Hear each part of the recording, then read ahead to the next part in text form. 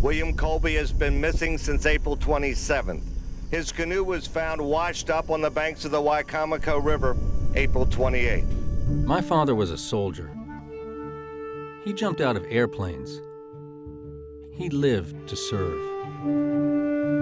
People would turn to me and say, you know, your dad was a murderer. My immediate reaction used to be, you don't know what you're talking about. And then I'd find myself thinking, was he? Well, who was he really? That's the story of the movie, is was he who he pretended to be, or was that really him? In the family, we sometimes think maybe we were just the cover. We don't like to think this, but just pretend. And we were the cover and he was the gray man. But I couldn't end this way. I had to go further. And it was a painful process, really, but because he's very good at being like a ghost. He knew how to operate that way. He liked to listen. He would be the last person you would remember at tonight's party, but he would remember you, everything you said. And many people don't listen. They just talk. And he's from this, like a different era almost. And Americans are usually not very good at spying. They talk too much. They are not secretive. But I think he had a special talent for this. And so who is he? I think he was heroic, but he was also a man who changed with the times. I think he saw that there had to be a new honesty, a new openness, and revealing what he called bad secrets, terrible things that had happened. And he believed in the American people and the law.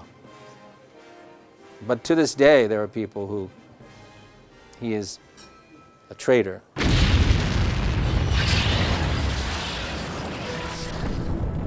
I am against assassination. I think it's counterproductive, and I've issued directives against it. By the time I got there in 1969, it felt much more like an assassination program. Current investigations could uncover several assassinations of which the CIA was involved. Yes, there were abuses. There was no doubt about it. They really got out of hand. I discovered that that some people had very conflicting opinions of him. Some people thought my father committed suicide. Some people think my father was wrong, was tortured, that he completely had the weight of Vietnam and my sister, and he said all this to Congress because he was guilty. And other people say he was liberated by saying this. So you have this tabula rasa, you know, you're not sure. And he was very good at, like I say, dressing the part and not letting you in on the secret. As one person to make the determination that you do not trust 435 members, each of whom won an open election in ostensibly a democratic society, I would say to you, sir, you don't have the right to play God. How many files of this character do you maintain on other members of Congress? Do you know what documents he destroyed? Don't you think that's an exceedingly loose way to run an agency, particularly the CIA? So it's very hard to get at the point, but I think he was, in the end, the person who took on the toughest, dirtiest assignments given to anyone, and he did them until he was asked to lie to the Congress and for Nixon and he couldn't do it. He would have been a broken person. So he believed in the law and he was shunned, like a lamb sacrificed. But I think he knew that. The CIA and its director was always caught between doing the wish of the president and the law. And when the president said, do this, do that, the law got set aside normally. He would be very good, let's say, if he was here tonight sitting here, he would talk about Damascus and Tehran and what is going on in Gaza Strip and be very interesting. But if I asked him something personal about the family, he would say, that's your departamento. Amici, amico. Really, his words would be, that's your department. As if I had some special insight into the emotions. He didn't go there, so it would be fruitless.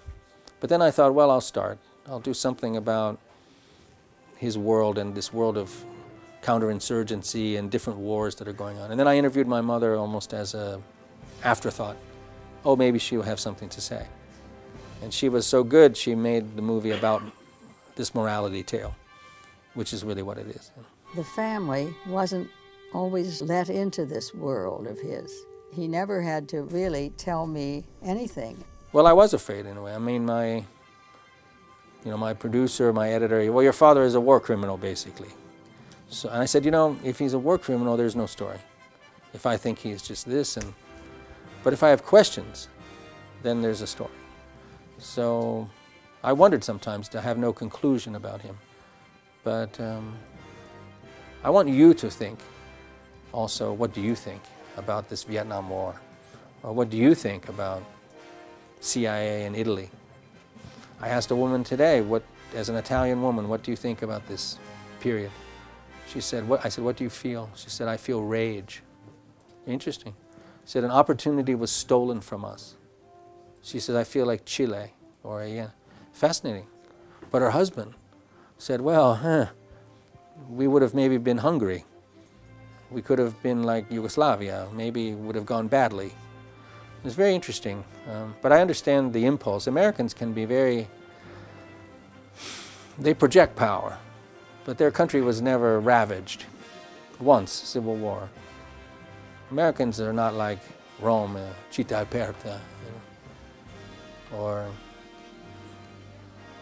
we haven't suffered as much. My father lived in a world of secrets, always watching, listening, his eye on the door. By the time I turned 30, I came to understand the man that nobody knew. Or at least I thought I did.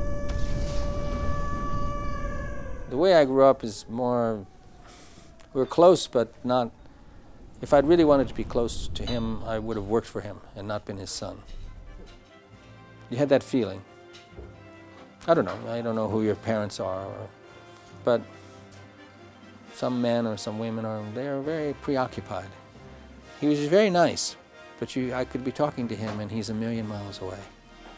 His eyes are looking at me, but they're in Vietnam or they're in Syria, somewhere different. It's like something is going on.